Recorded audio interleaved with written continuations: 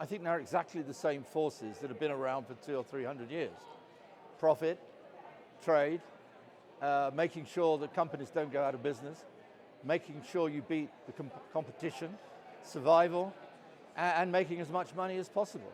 I don't think capitalism has changed in its fundamentals. I think the really big question is not what has changed, but what is threatening it and what is challenging it. And I put the answer in two ways. One is we thought at the end of the Cold War, with the collapse of communism, with the collapse of organized Marxist parties, that capitalism was safe. We called it globalization. We thought the liberal world order was safe, led by the United States. We thought liberal democracy was safe, led by the United States and the European Union.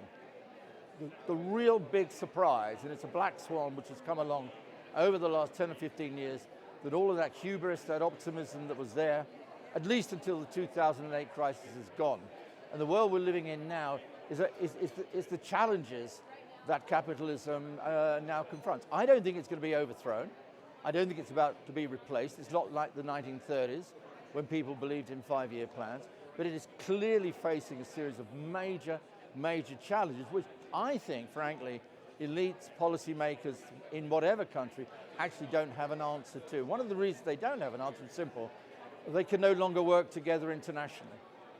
The fragmentation of the global system, of politics in the world, means that any attempt at cooperation to deal with the real questions which are facing the world today, simply cannot be addressed because the world states, the biggest states in the world, particularly China and the United States, are at loggerheads with one another. So we're in a situation where the challenges are rising all the time. Inequality, low growth, lower of living standards, poverty is rising once again around the world. China and the United States are frankly enemies now, even though they don't call each other enemies. We have an ongoing war in Russia, and we've got an upcoming major crisis in the Middle East.